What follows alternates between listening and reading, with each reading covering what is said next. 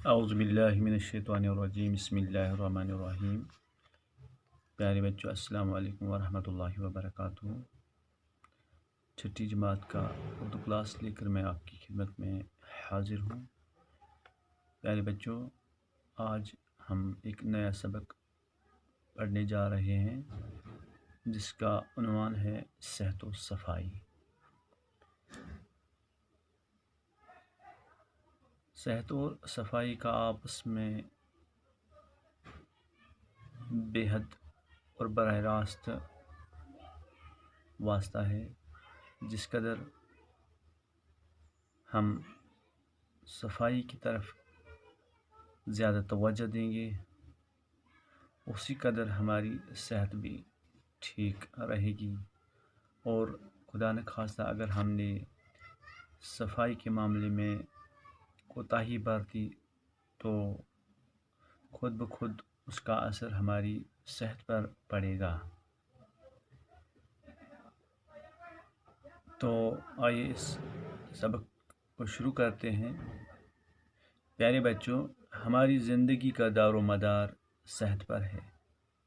اچھی صحت کے لیے تازہ ہوا، صاف پانی، اچھی غذا اور صفائی نہایت ضروری ہے۔ خوراک اور پانی کے بغیر ہم کچھ دن تو زندہ رہ سکتے ہیں، لیکن ہوا کے بغیر ایک پل بھی زندہ رہنا مشکل ہے۔ ہم تقریباً ہر 5 سیکنڈ میں ایک دفعہ سانس لیتے ہیں۔ ہم ناک اور منہ کے ذریعے سانس لیتے ہیں، ان دونوں کو صاف بھی کرتے رہتے ہیں۔ ناک اور منہ کی طرح ہماری جلد کا بھی اپنا مخصوص کام ہے، لہذا جلد کو بھی صاف ستھرا رکھنا نہایت ضروری ہے۔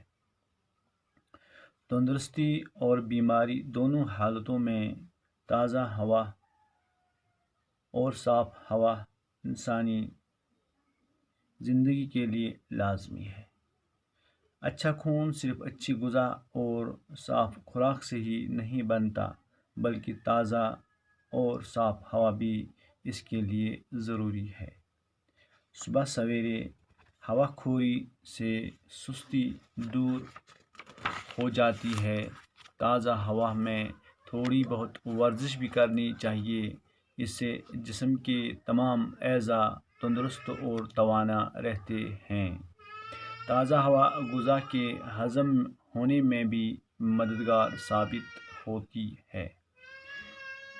خدا کی عطا کی ہوئی نعمتوں میں بڑی نعمت پانی ہے۔ ہمارے جسم کا 3/4 حصہ پانی کی شکل میں ہے۔